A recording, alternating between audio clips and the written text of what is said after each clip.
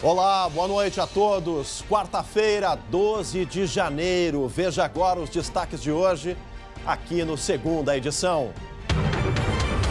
Flagrante da violência no interior. Criminoso atira contra casal dentro de carro em plena luz do dia. Saiba o que aconteceu com as vítimas.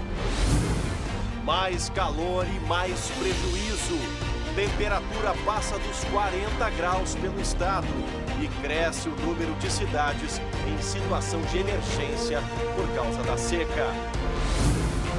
Novas normas. Crescimento de casos de Covid altera regras de distanciamento. Veja o que muda a partir de agora. A consciência de cada um de nós, essa sim continua obrigatória. O SBT Rio Grande, Segunda Edição, começa agora e eu te convido. Vem com a gente.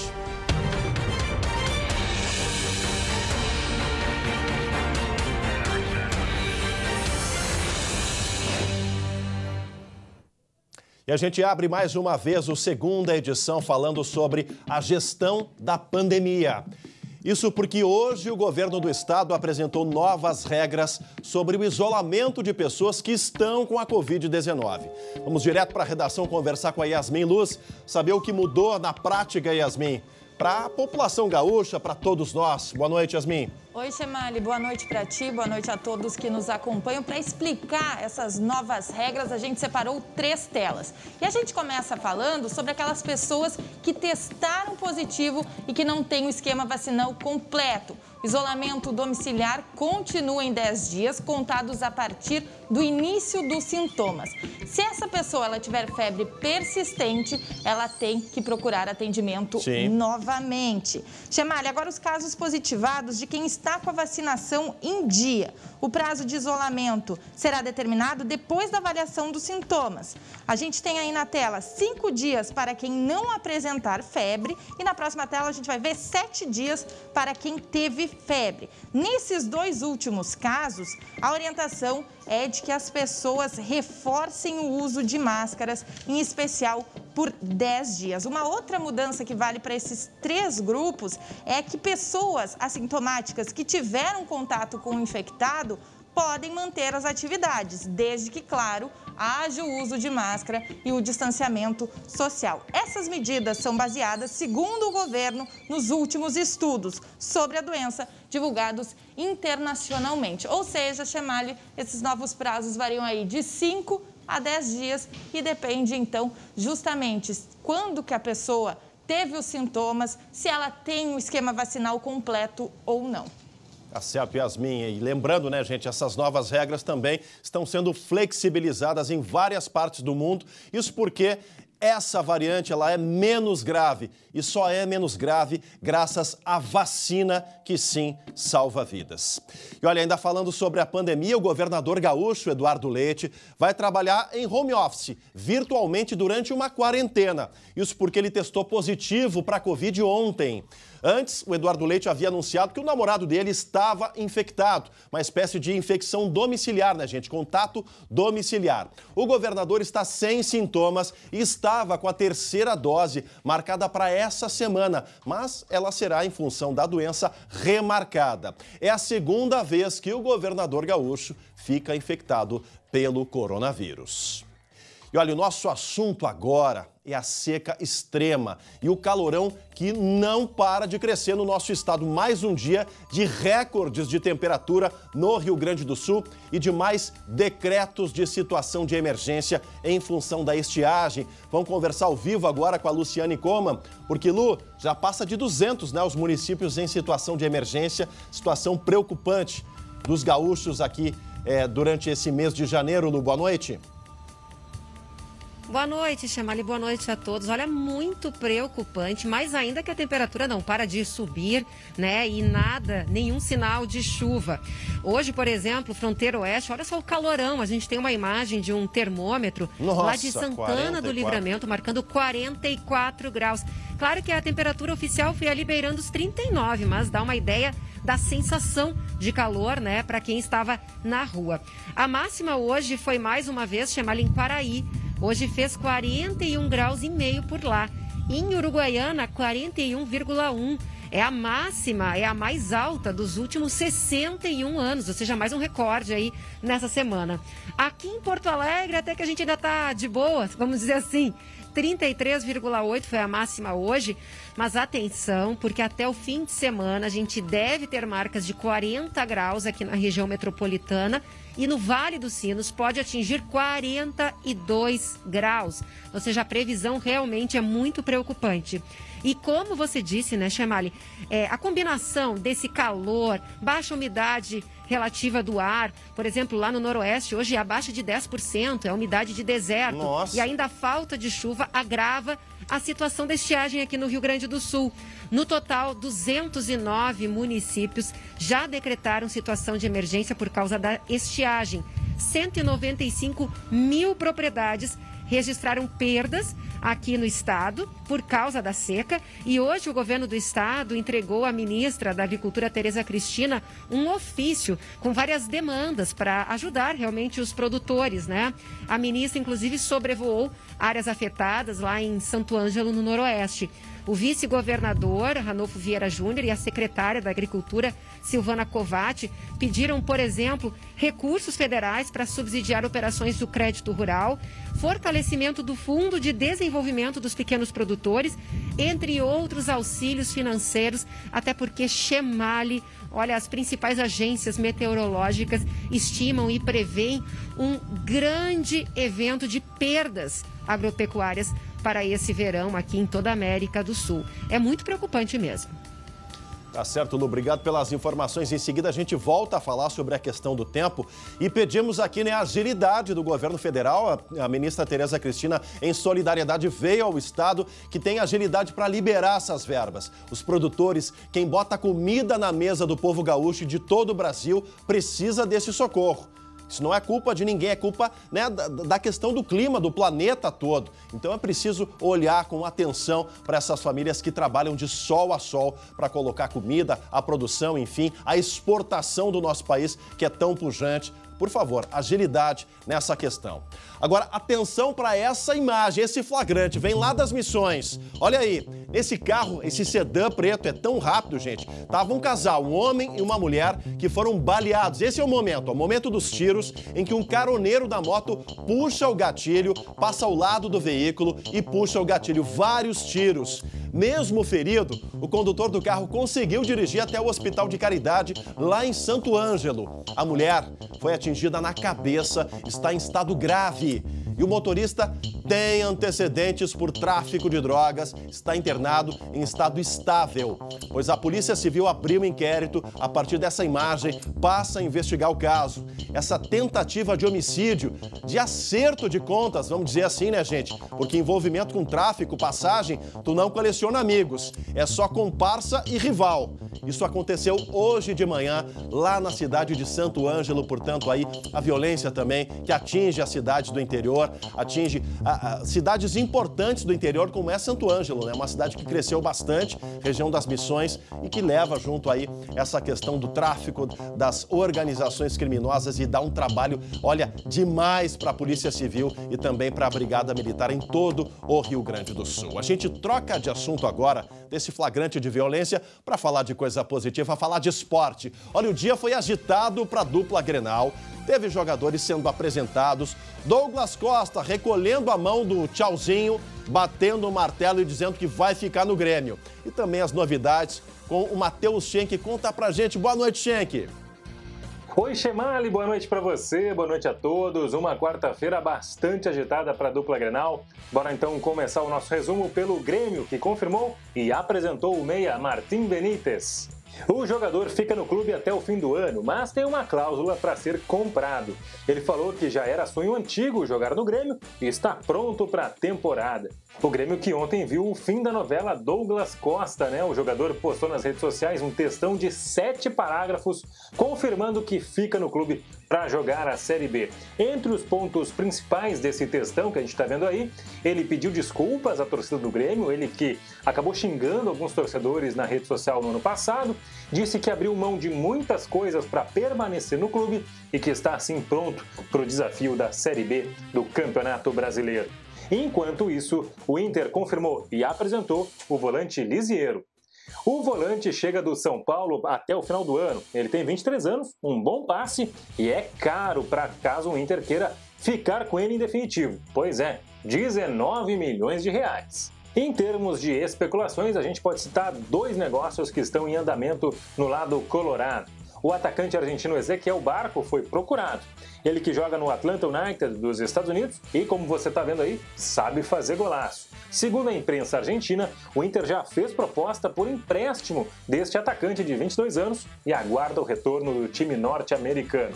Um outro negócio que a gente pode destacar é o atacante David, que o Inter também está querendo. O Inter, inclusive, já fez uma proposta de 9 milhões de reais por este jogador, só que o Fortaleza disse, é baixo, queremos mais dinheiro. E aí, Chemali, será que 9 milhões é pouco dinheiro para você? Me diz aí. Boa noite. Claro que é muita grana, é muito dinheiro, viu, Matheus Seck? Valeu pelas informações. Amanhã o Esporte está de volta aqui no Segunda Edição e a gente volta a falar sobre os números da pandemia.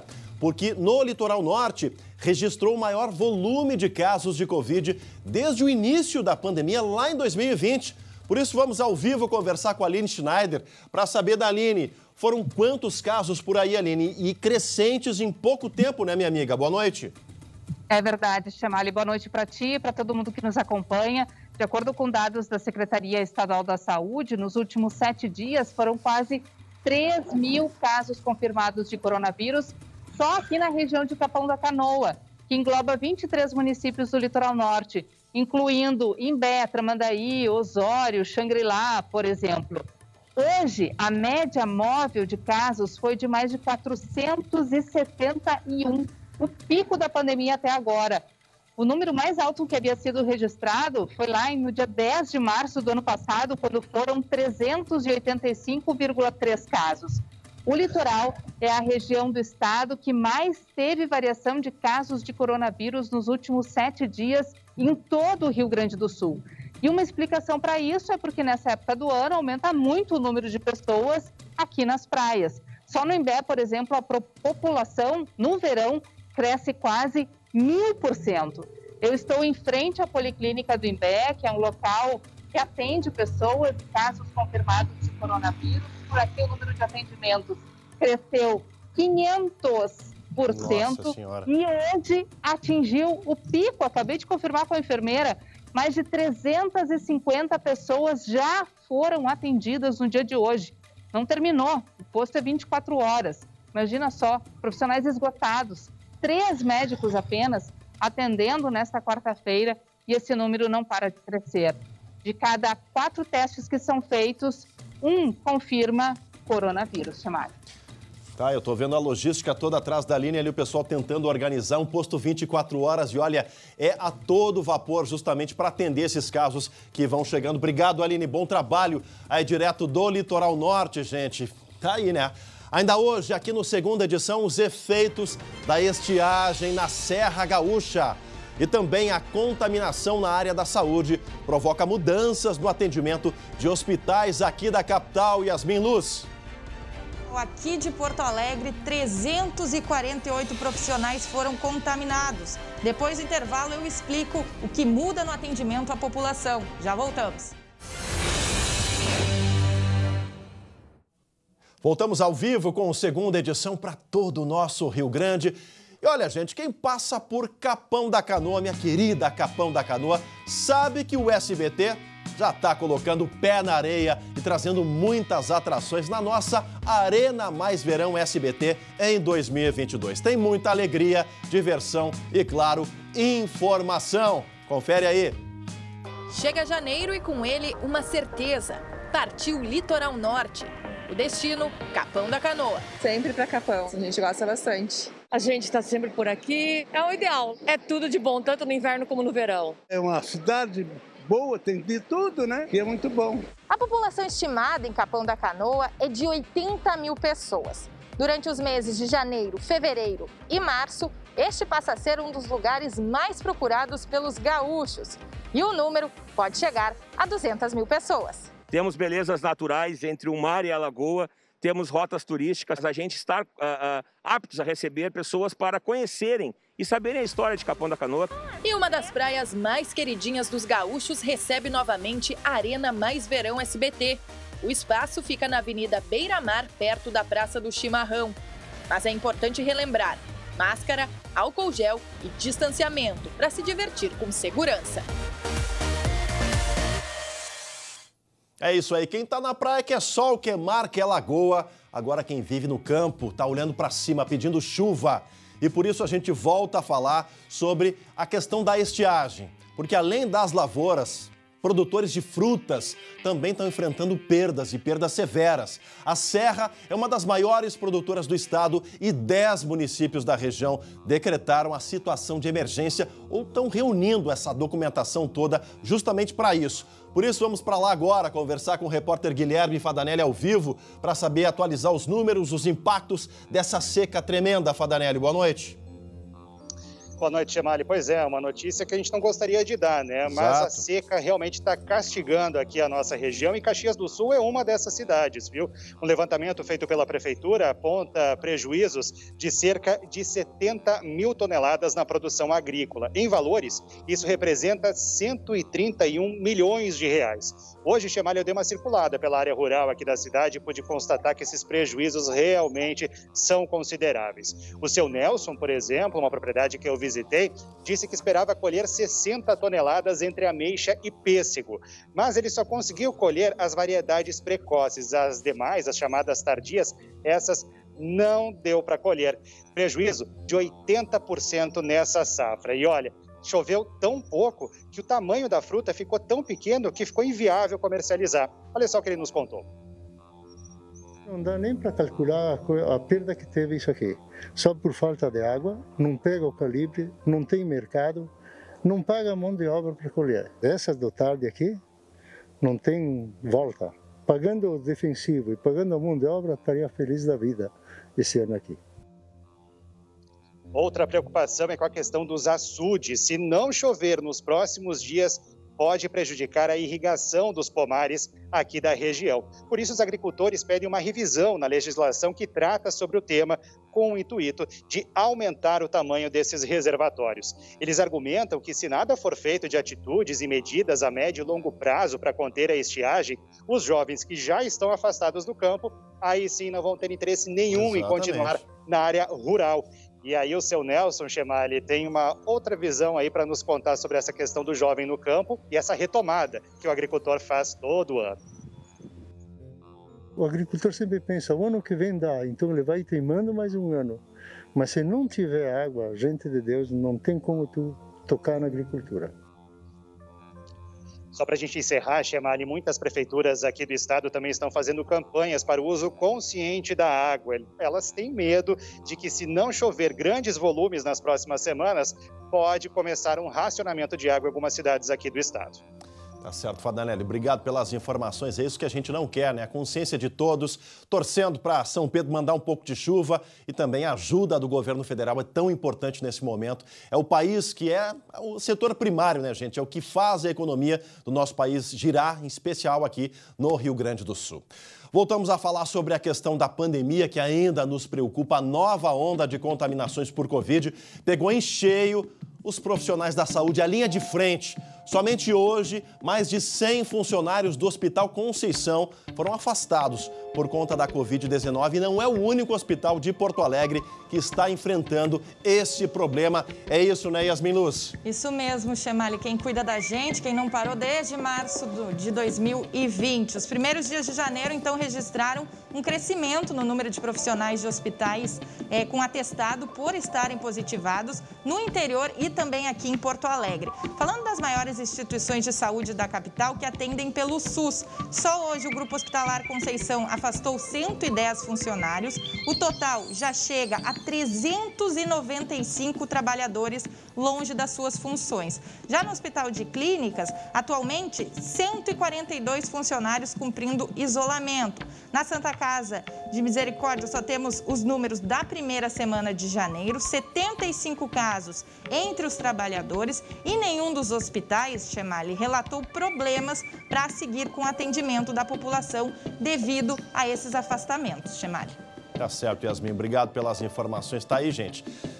o setor de saúde já dando sinais aí de fadiga, né? Mais de 2 anos, praticamente 2 anos enfrentando a pandemia, dia a dia, também acabam sendo atingidos em cheio pela variante Ômicron, que felizmente não é tão letal, tão grave.